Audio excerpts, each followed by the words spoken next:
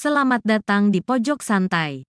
Sebelum Anda mendengarkan audiobook ini, kami menginformasikan bahwa channel ini adalah review audio dari buku yang ada di Indonesia. Untuk membaca keseluruhan buku ini kami menyarankan membeli buku aslinya di toko buku kesayangan Anda, baik offline maupun online. Keberadaan channel ini dimaksudkan untuk membantu Anda mendapatkan pengetahuan dari buku-buku kesayangan Anda. Jangan lupa untuk subscribe, like, dan komen.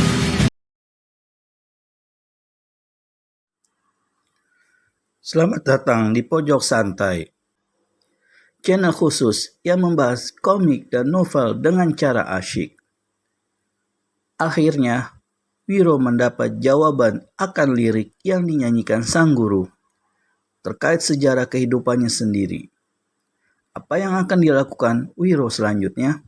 Yuk, langsung saja disimak video kali ini. Kedai nasi itu cukup besar, tapi saat itu pengunjungnya cuma beberapa orang. Wiro Sableng meneguk air liurnya. Dia tak punya banyak uang, tapi perutnya perih dan lapar. Tenggorokannya kering dahaga. Akhirnya, dia masuk juga ke dalam kedai itu. Wiro duduk di satu sudut. Kursi-kursi dan meja lengket oleh debu. Tapi pemuda rambut gondrong ini terus saja duduk seenaknya tanpa mengacukan debu itu. Seorang laki-laki tua ubanan datang mendekatinya. Dia adalah pemilik kedai. Makan nak? Tegurnya. Wiro mengangguk. Tapi jangan mahal-mahal ya. Aku tak punya banyak uang, kata Wiro Sableng terus terang. Pemilik warung itu kerutkan kening. Selama dia membuka kedai di Jatiwalu itu, baru hari ini ada seorang tamu yang datang di kedainya dan berkata seperti itu. Matanya meneliti Wiro Sableng dari rambutnya yang gondrong sampai ke kakinya yang berdebu. Kau tentu seorang pendatang, katanya. Ya, betul. Wiro menggaruk-garuk rambutnya. Tolong lekas nasinya, Pak. Perutku sudah lapar nih. Orang kedai itu segera mengambilkan sepiring nasi dan segelas air. Lalu diletakkannya di atas meja di hadapan Wiro. Mulai muncul air liur pemuda ini.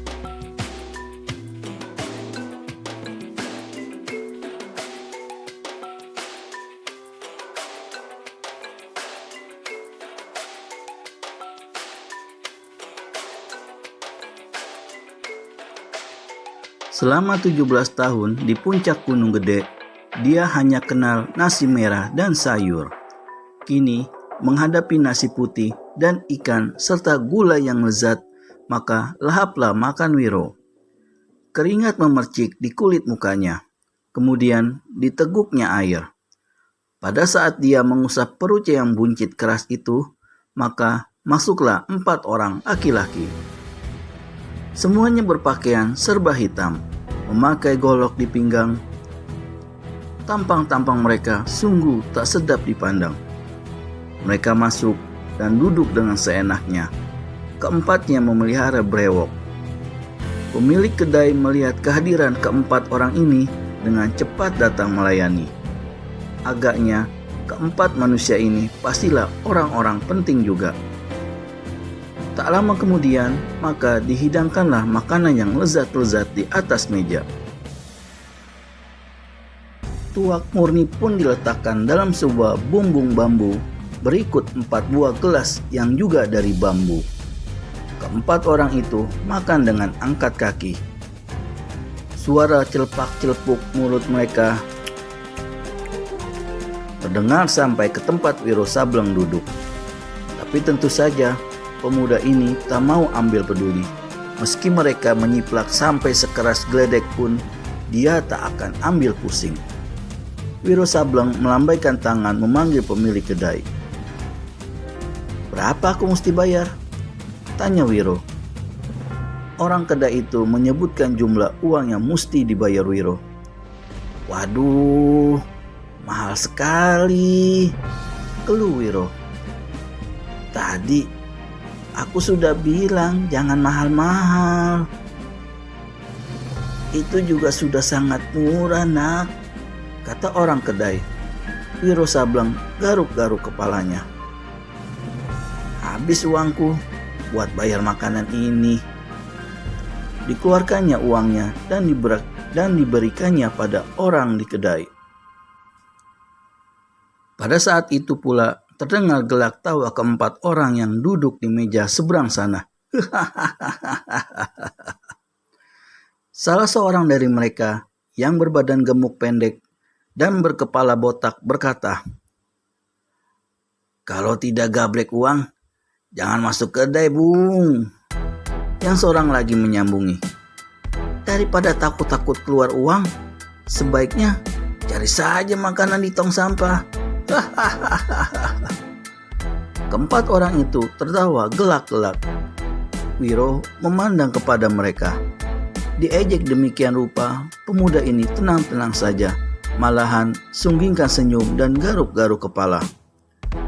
Laki-laki yang berkumis panjang menjulai ke bawah bertanya,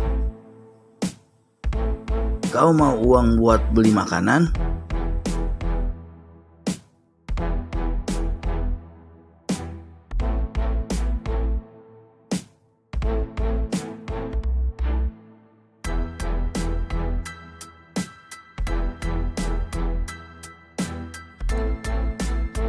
"Mau saja, kalau diberi," jawab Wiro sejujurnya. Digaruknya lagi kepalanya.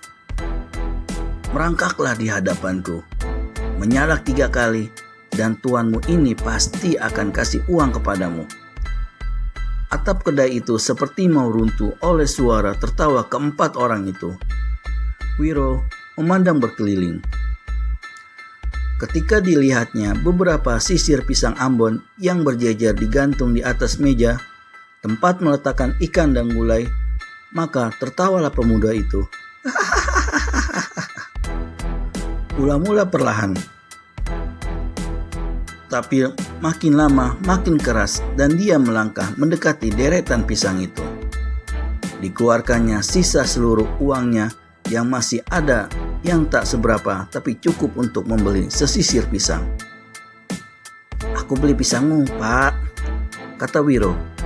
Diturunkannya sesisir sambil melangkah ke pintu. Dipotesnya sekaligus 4 buah pisang. Dia melangkah juga ke pintu, sementara di belakangnya masih terdengar suara gelak tawa keempat orang tadi. Tiba-tiba, hampir tak kelihatan saking cepatnya dan tanpa berpaling sama sekali, Wiro Sableng gerakan tangan kanannya. 4 buah pisang meluncur lewat bahunya. Di belakangnya, suara tertawa keempat orang tadi mendadak sontak berhenti, berganti dengan suara-suara tercekik. Keempat buah pisang itu telah jeblos ke dalam mulut 4 manusia berpakaian hitam-hitam itu. Jangankan untuk tertawa, bernapas pun mereka sudah megap-megap. Dan di luar sana, Wiro Sableng sambil senyum-senyum melangkah terus sepanjang jalan. Dipotesnya sebuah pisang dan mulai memakannya. Dia melangkah terus dan acuh tak acuh ketika beberapa saat kemudian didengarnya derap kaki 4 orang dalam kedai tadi mengejarnya. "Bikin mati saja dia, kawan-kawan," teriak salah seorang pengejar. "Berani kurang aja sama kita orang. Cincang sampai lumat," kata yang berbadan paling tinggi. Wiro Sableng terus juga melangkah enak-enak. Cuma sesekali tangan kanannya dilambaikannya ke belakang untuk melemparkan kulit-kulit pisang yang dimakannya. Namun, lambaian tangan itu bukan lambaian tangan biasa yang hanya sekedar melemparkan kulit pisang belaka. Dari tangan kanan pemuda itu membadai angin dahsyat, laksana tembok baja yang membendung lari ke-4 orang pengejar itu. Betapapun mereka mempercepat lari mereka, Namun, tetap saja mereka tak sanggup mengejar Wiro Sableng. Padahal kelihatannya pemuda itu hanya tinggal sepejangkauan tangan lagi. Keempat orang itu berteriak-teriak, memaki, dan menggeram. Menggapai-gapaikan tangan ke muka karena merasa hampir-hampir dapat menangkap punggung baju Wiro Sableng.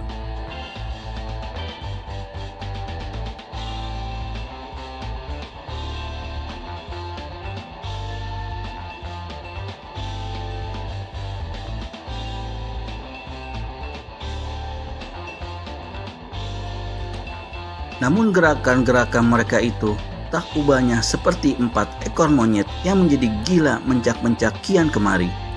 Dan orang yang dikejar terus juga berjalan ongkang-ongkang bahkan sambil makan pisang Ambon. Mengapa sampai terjadi hal yang demikian?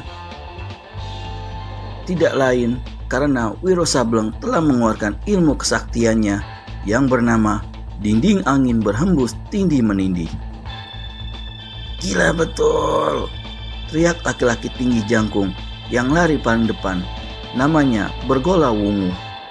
Dialah yang menjadi pemimpin dari 3 orang lainnya, dan dialah yang memiliki ilmu paling tinggi.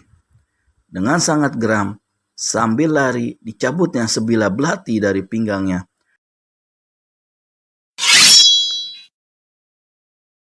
Dan dilemparkannya ke arah punggung Wiro Sableng. Tapi anehnya, pisau itu melesat kembali, berbalik menyerang Bergola Wungu. Kalau saja dia tidak cepat-cepat buang diri ke samping, pastilah lehernya akan dimakan ujung pisau. Akhirnya, dengan keluarkan keringat dingin, Bergola Wungu dan anak-anak buahnya hentikan pengejaran. Baru hari ini, Bergola Wungu serta anak-anak buahnya menghadapi kejadian seperti itu. Kejadian yang mendekam hati, tapi juga aneh, tak bisa mereka mengerti. Sebagai pemimpin dari 3 orang itu, sebagai orang yang paling tinggi ilmu silat dan kesaktiannya, sudah barang tentu Bergola Wungu malunya bukan main. Untuk mencuci mukanya, dia berkata menggerendeng, "Kalau bangsat itu bukannya manusia siluman, pastilah dia iblis bermuka manusia." Siapakah 4 sosok brewok pimpinan Bergola Wungu? Temukan jawabannya di video selanjutnya hanya di channel Pojok Santai. Segera subscribe dan tekan tombol lonceng untuk mendapat notifikasi video terbaru dari kami. Terima kasih dan sampai bertemu kembali.